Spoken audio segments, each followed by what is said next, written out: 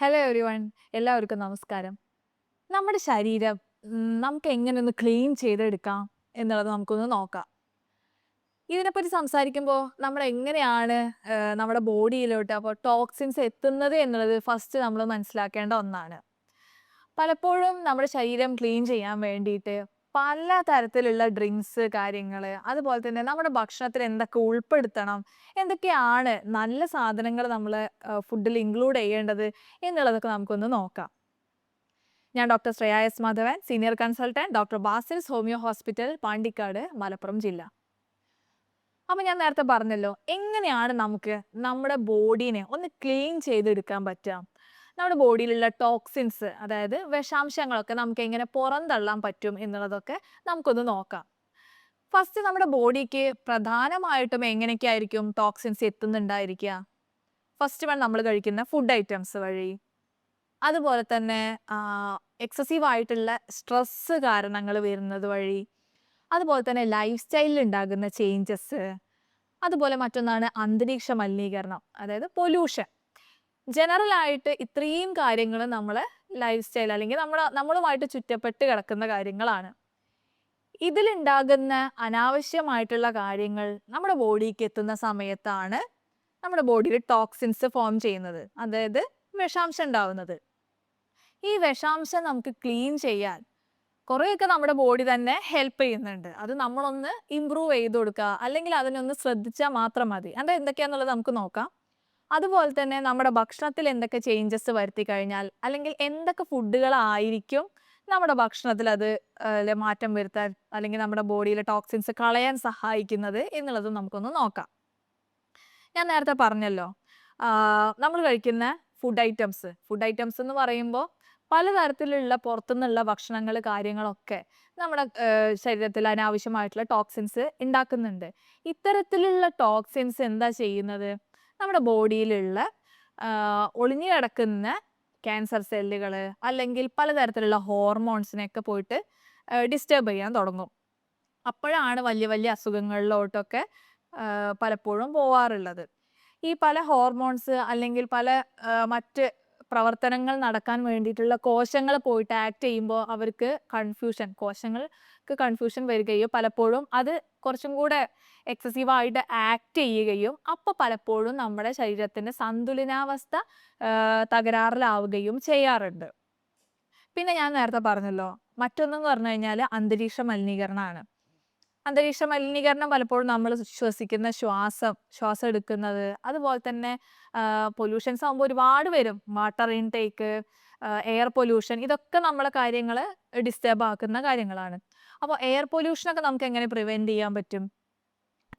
Purification കാര്യങ്ങൾ അത് ചെയ്യേണ്ടത് എങ്ങനെയെന്ന് വെച്ച് കഴിഞ്ഞാൽ, നന്നായിട്ട് പ്രാണായാമം പോലുള്ള കാര്യങ്ങളൊക്കെ ചെയ്ത് കഴിഞ്ഞാൽ ഇത്തരത്തിലുള്ള എയർ പൊല്യൂഷനിൽ നിന്ന് നമുക്ക് രക്ഷ നേടാൻ പറ്റും. അതല്ലാന്നുണ്ടെങ്കിൽ ഉള്ളിലുള്ള കാർബൺ ഡൈ ഓക്സൈഡ് എന്ന് പറഞ്ഞിട്ടുള്ള അനാവശ്യമായിട്ടുള്ള വസ്തുവിനെ നമുക്ക് പുറത്ത് കളയാൻ പറ്റും. നന്നായിട്ട് നല്ല ശാന്തമായിട്ടുള്ള സാഹചര്യങ്ങളിലോട്ടോ, അല്ലെങ്കിൽ വലിയ പൊല്യൂട്ടഡ് ഇല്ലാത്ത സാഹചര്യങ്ങളിലോട്ടൊക്കെ ഒന്ന് പോയി നിൽക്കുക, നന്നായിട്ട് ഡീപ്പ് ബ്രീത്ത് എടുത്തിട്ട് പുറത്ത് വിടുക. ഇത്തരത്തിലുള്ള കാര്യങ്ങളൊക്കെ ചെയ്ത് കഴിഞ്ഞാൽ നമുക്ക് അതിൽ നിന്ന് രക്ഷ നേടാൻ പറ്റും. ഇനി സ്ട്രെസ്സിൻ്റെ കാര്യം എടുത്ത് നോക്കിക്കഴിഞ്ഞാൽ അതെങ്ങനെയാണ്? നമ്മളുമായിട്ട് ഒരു കോണ്ടാക്റ്റും ഇല്ല, നമുക്ക് വലിയ ഇഷ്യൂസ് ഒന്നും ഉണ്ടാകുന്നതല്ല. എന്നാൽ ഈ സ്ട്രെസ്സ് പലപ്പോഴും ഓക്സിഡേറ്റീവ് സ്ട്രെസ് എന്നുള്ള ഫോമിലോട്ട് ചേഞ്ച് ചെയ്യുകയും നമ്മുടെ ബോഡിയിൽ അനാവശ്യമായിട്ടുള്ള ഫ്രീ റാഡിക്കൽസ് ഉണ്ടാക്കുകയും ഇത് പലപ്പോഴും നമ്മുടെ ബോഡിയിലെ ഒരു ടോക്സിക് കണ്ടീഷനിലോട്ട് നീക്കുകയും ചെയ്യുന്നുണ്ട്. ഒരുപാട് അസുഖങ്ങൾ അനാവശ്യമായിട്ടുള്ള സ്ട്രെസ്സ് കാരണം നമുക്ക് വരുന്നതായിട്ട് കാണാറുണ്ട്. നമുക്ക് ഒ പിയിലൊക്കെ കുറേ ഓക്യുപ്പേഷൻ ഹിസ്റ്ററി എടുത്തു കഴിഞ്ഞാൽ തന്നെ നമുക്ക് അതിലുണ്ടാകുന്ന സ്ട്രെസ്സ് കാര്യങ്ങൾ, അല്ലെങ്കിൽ ഫാമിലി ഹിസ്റ്ററി എടുത്തു കഴിഞ്ഞാൽ ഉണ്ടാകുന്ന സ്ട്രെസ്സ് കാര്യങ്ങൾ കൊണ്ടുണ്ടാകുന്ന ഇഷ്ടം പോലെ അസുഖങ്ങൾക്ക് നമുക്ക് ഒ പിയിൽ വരാറുള്ളതാണ്. അപ്പോൾ ഇത്തരത്തിലുണ്ടാകുന്ന സ്ട്രെസ്സ് ഓക്സിഡേറ്റീവ് സ്ട്രെസ് ഫോമിലോട്ട് പോയി അത് ഫ്രീ റാഡിക്കൽസ് നമ്മളെ ബോഡിയിൽ ഉണ്ടാക്കുകയും പലപ്പോഴും അതൊരു ടോക്സിക് കണ്ടീഷനിലേക്ക് പോവുകയും ഉണ്ടാവുന്നുണ്ട്. ഇനി അടുത്തത് നമുക്ക് ചർച്ച ചെയ്യാനുള്ളതാണ് ലൈഫ് സ്റ്റൈലിൽ ഉണ്ടാകുന്ന ചേഞ്ചസ്. പലപ്പോഴും സെഡൻറ്ററി ലൈഫ് സ്റ്റൈൽ, അതായത് ബോഡി പ്രത്യേകിച്ച് അനക്കം കാര്യങ്ങളൊന്നും ഇല്ലാതെ കണ്ടിന്യൂസ് ആയിട്ടുള്ള ഇരുത്തം, ഒരേ മൂവ്മെൻറ്റ് വരുന്ന ജോലികൾ, അതുമല്ലാന്നുണ്ടെങ്കിൽ കണ്ടിന്യൂസ് ആയിട്ടുള്ള നിൽപ്പ് വരുന്ന ജോലികൾ, വേറെ ആക്ടിവിറ്റീസ് ഒന്നും ഇല്ലാതെ ഒരു 10-15 മിനിറ്റ് നമുക്ക് ഇരിക്കാൻ നിൽക്കാം, അല്ലെങ്കിൽ വേറെ എന്തെങ്കിലും മൊമെന്റോ കാര്യങ്ങളോ ഒന്നും ഇല്ലാത്ത തരത്തിലുള്ള ജോലികൾ ഒക്കെ ഇത്തരത്തിലുള്ള ലൈഫ് സ്റ്റൈൽ ചേഞ്ചസിന് പോലെയുള്ള അസുഖങ്ങൾ ഉണ്ടാക്കാൻ വേണ്ടിയിട്ട് കാരണമാകുന്നുണ്ട്. പിന്നെ ലൈഫ് സ്റ്റൈൽ ഡിസീസസ് എന്ന് പറയുമ്പോൾ അത് ഒരുപാട് വരും. PCOD, ഡയബറ്റിക് കാര്യങ്ങൾ, BP, അങ്ങനെ ഒരുപാട് അസുഖങ്ങൾ ലൈഫ് സ്റ്റൈൽ കാരണം ഉണ്ടാകുന്ന അസുഖങ്ങൾ ഉണ്ട്. അപ്പോൾ ഇത്തരത്തിലുള്ള ബുദ്ധിമുട്ടുകളൊക്കെ ഉണ്ടാവാനുള്ള കാരണം ഇത്തരത്തിലുള്ള ടോക്സിൻ കാര്യങ്ങൾ നമ്മുടെ ബോഡിയിൽ ഉണ്ടാകുന്നത് കൊണ്ടാണ്.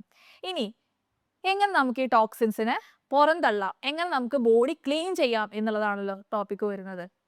അപ്പോൾ അതിൽ മെയിനായിട്ടുള്ള ഏറ്റവും ഫുഡ് ഐറ്റംസിൽ ആണ് ഞാൻ ഫസ്റ്റ് പറയുന്നത്. ഫസ്റ്റ് നമ്മൾ ഭക്ഷണത്തിൽ ഇൻക്ലൂഡ് ചെയ്യേണ്ട സാധനമാണ് കുർക്കുമിൻ. കുർക്കുമിൻ എന്ന് പറയുന്നത് മഞ്ഞളിലുള്ള ഒരു കണ്ടന്റ് ആണ്. ഈ കുർക്കുമിൻ നമ്മളെ ബോഡിയിൽ എത്തുന്നതിനനുസരിച്ചിട്ട് നമ്മൾ ടോക്സിൻസ് റിമൂവ് ചെയ്യാൻ അതൊരു ആൻറ്റി ഓക്സിഡൻ്റ് ആയിട്ട് പ്രവർത്തിക്കുകയും അത് നമ്മുടെ ബോഡിയിലുള്ള ടോക്സിസിറ്റി റിമൂവ് ചെയ്യാൻ ഏറ്റവും ബെസ്റ്റ് ആയിട്ടുള്ള ഒരു കണ്ടന്റാണ് ഈ കുർക്കുമിൻ എന്ന് പറയുന്ന കാര്യം. ഇതെങ്ങനെയാണ് ഉപയോഗിക്കേണ്ടതെന്ന് വെച്ചാൽ, ഒന്നുമില്ലെങ്കിൽ ജനറലായിട്ട് നമ്മൾ ഭക്ഷണം ഉണ്ടാക്കുന്ന സമയത്ത് നന്നായിട്ട് മഞ്ഞൾപ്പൊടി ആഡ് ചെയ്യുക. അതല്ലാന്നുണ്ടെങ്കിൽ ഒരു ഗ്ലാസ് വെള്ളം രാവിലെ എഴുന്നേറ്റ ഉടനെ ഒരു ഗ്ലാസ് വെള്ളത്തിൽ ഒന്നോ രണ്ടോ ചെറിയ ടേബിൾ സ്പൂണിൽ മഞ്ഞൾപ്പൊടി എടുത്ത് നന്നായിട്ട് മിക്സ് ചെയ്തിട്ട് വെറും വയറ്റിൽ കഴിക്കുന്നത് ഇത്തരത്തിൽ നമ്മുടെ ബോഡിയിൽ ഉണ്ടാകുന്ന ടോക്സിസിറ്റി കുറയ്ക്കാനും അല്ലെങ്കിൽ ടോക്സിസിനെ പുറന്തള്ളാൻ നമുക്ക് ഏറ്റവും നല്ലൊരു കാര്യമാണ്. അതുപോലെ രണ്ടാമത്തെ ഏറ്റവും ബെസ്റ്റ് ആൻറ്റി ഓക്സിഡൻറ്റ് അല്ലെങ്കിൽ നമ്മുടെ ടോക്സിസിറ്റി കളയാൻ ബോഡി ക്ലീൻ ആക്കാൻ ഏറ്റവും നല്ലതൊന്നാണ് നെല്ലിക്ക. വേറെ ബുദ്ധിമുട്ടുകളൊന്നും ഇല്ല എന്നുണ്ടെങ്കിൽ ഡെയിലി 1-2 നെല്ലിക്ക ഇതുപോലെ കഴിക്കുന്നത് നമ്മളെ ടോക്സിസിറ്റി കുറയ്ക്കാൻ വേണ്ടിയിട്ട് സഹായിക്കുന്നുണ്ട്. പിന്നെ മറ്റൊന്നാണ് ഭക്ഷണത്തിൽ ധാരാളം ഇലക്കറികളും പച്ചക്കറികളും ആഡ് ചെയ്യുക.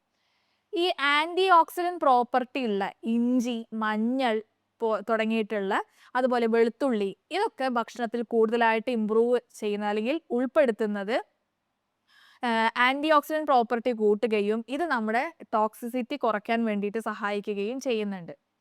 പിന്നെ ആഴ്ചയിൽ ഒരു ദിവസം 1-2 നെല്ലിക്ക എടുക്കുക, അതുപോലെ കുറച്ച് കറിവേപ്പില, അതിലോട്ട് 1-2 ഡ്രോപ്പ് ചെറുനാരങ്ങ, അതിലൊരല്പം മഞ്ഞൾപ്പൊടിയും കൂടെ മിക്സ് ചെയ്തൊരു ജ്യൂസ് ഫോമിലാക്കിയിട്ട് ആഴ്ചയിൽ 1-2 തവണ കഴിക്കുന്നതും ഇതുപോലെ നമ്മൾ ടോക്സിൻസ് പുറന്തള്ളപ്പെടാൻ ഏറ്റവും ബെസ്റ്റ് ഡ്രിങ്ക് ആണ്.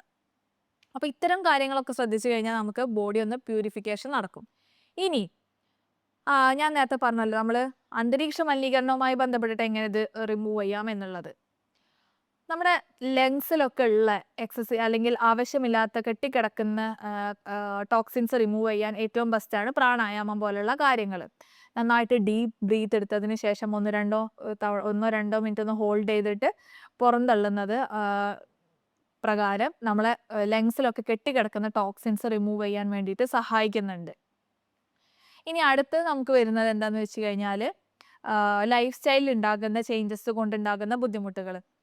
പിന്നെ നമ്മൾ എങ്ങനെയൊക്കെയാണ് നമ്മുടെ ബോഡി നമ്മൾ ഉള്ളിൽ കിടക്കുന്ന കാര്യങ്ങൾ പുറന്തള്ളാൻ ഹെൽപ്പ് ചെയ്യുന്നത് എന്നുള്ളതും ഇമ്പോർട്ടൻ്റ് ആയിട്ടുള്ള ഒന്നാണ്.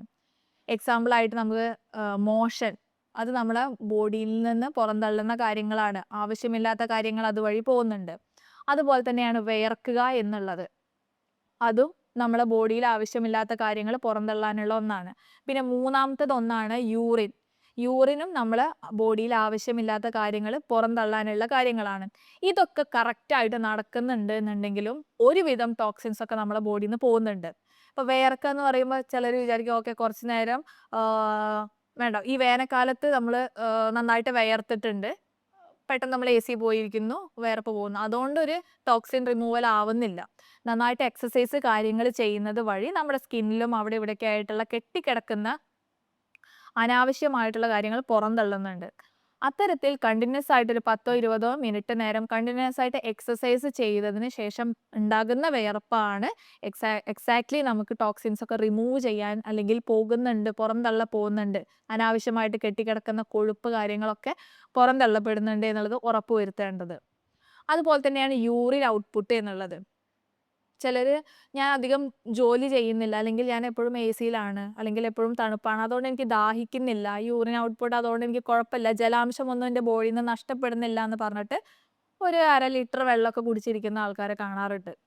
എന്നാൽ കറക്റ്റ് നമ്മളെ ബോഡിയിൽ നിന്ന് അനാവശ്യമായിട്ടുള്ള സാധനങ്ങൾ പോകുന്നുണ്ട് എന്നുള്ളത് അറിയാൻ ഒരു 2-2.5 ലിറ്റർ യൂറിൻ എങ്കിലും ഔട്ട്പുട്ട് ഉണ്ടായിരിക്കണം. 2 ലിറ്റർ 2 മുതൽ 2.5 ലിറ്റർ വരെ യൂറിൻ ഔട്ട്പുട്ട് ഉണ്ടെങ്കിൽ മാത്രമേ ഉള്ളൂ നമ്മുടെ ബോഡിയിൽ നിന്ന് കറക്റ്റ് ടോക്സിൻസ് പുറത്തു പോകുന്നുള്ളൂ. അതുപോലെ തന്നെയാണ് ശോധനയുടെ കാര്യത്തിലും മോഷൻ പ്രോപ്പറായിട്ട് നടക്കുന്നുണ്ട് എന്നുള്ളത് ഉറപ്പുവരുത്തുക. അപ്പോഴും ഒരുവിധം ആവശ്യമില്ലാത്ത സാധനങ്ങളെല്ലാം നമ്മളെ ബോഡിയിൽ നിന്ന് പുറത്തു പോയിക്കോളും. ഇത്രയും കാര്യങ്ങൾ ജനറലായിട്ട് ശ്രദ്ധിക്കേണ്ടതുണ്ട്. എങ്ങനെയാണ് നമ്മളെ ബോഡിയിൽ ടോക്സിൻസ് കെട്ടിക്കിടക്കുന്നുണ്ട്, അല്ലെങ്കിൽ അനാവശ്യമായിട്ടുള്ള സാധനങ്ങൾ നമ്മുടെ ബോഡിയിൽ കെട്ടിക്കിടക്കുന്നുണ്ട്, അല്ലെങ്കിൽ ഇതൊരു അസുഖത്തിലോട്ട് പോകുന്നതിന് മുന്നേ നമുക്ക് എങ്ങനെ ബോഡി പല ലക്ഷണങ്ങളും കാണിച്ചു തരാറുണ്ട്. അതിലൊന്നാണ് നമ്മളെ pH-ൽ ഉണ്ടാകുന്ന ചേഞ്ചസ്. വയറിൽ ഉണ്ടാകുന്ന pH ആണെന്നുണ്ടെങ്കിൽ നമ്മുടെ ബോഡിക്ക് നോർമൽ ഒരു pH ഉണ്ട്, ബ്ലഡിനൊക്കെ ഉള്ള ഒരു pH. അതിലുണ്ടാകുന്ന പലപ്പോഴും ഉണ്ടാകുന്ന ചേഞ്ചസ് ഇത്തരത്തിൽ നമുക്കൊരു ലക്ഷണമായിട്ട് കാണാറുണ്ട്. അത് യൂറിൻ ഔട്ട്പുട്ട് കുറയുന്നതായിട്ട് കാണാം, മോഷനിൽ ഉണ്ടാകുന്ന ഡിസ്റ്റർബൻസ് ഒക്കെ ഇത്തരത്തിൽ നമ്മുടെ ശരീരം മുന്നേ കാണിച്ചു തരുന്ന ഒരു ലക്ഷണങ്ങളിൽ ഒന്നാണ്. അതുപോലെ തന്നെ യൂറിക് ആസിഡിന്റെ അളവ് കൂടുന്നത്, ബ്ലഡ് ഷുഗർ ഡയബറ്റിക് ആവുന്ന ഒരു കണ്ടീഷൻ വരുന്നതൊക്കെ ഇത്തരത്തിൽ pH കൂടുന്നതിൻ്റെ ഒക്കെ ഭാഗമായിട്ട് നമ്മുടെ ബോഡി കാണിച്ചു തരുന്ന ലക്ഷണങ്ങളാണ്.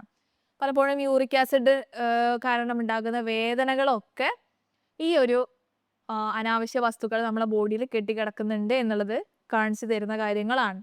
ഇനി രണ്ടാമത്തതായിട്ട് നമുക്ക് എങ്ങനെയാണ് ശരീരം കാണിച്ചു തരുന്നതെന്ന് വെച്ച് കഴിഞ്ഞാൽ, പല കണ്ടീഷൻസും ഞാൻ നേരത്തെ പറഞ്ഞു, ഈ ടോക്സിൻസ് പല ഹോർമോണും ആയിട്ട് ആക്ട് ചെയ്യും. അപ്പോൾ നമ്മുടെ ബോഡിക്ക് ഒരു കൺഫ്യൂഷൻ വരികയും പലപ്പോഴും അത് ഓട്ടോ ഇമ്മ്യൂൺ ഡിസീസസ് പോലുള്ള കണ്ടീഷനിലേക്ക് നയിക്കാറുണ്ട് എന്നുള്ളത്.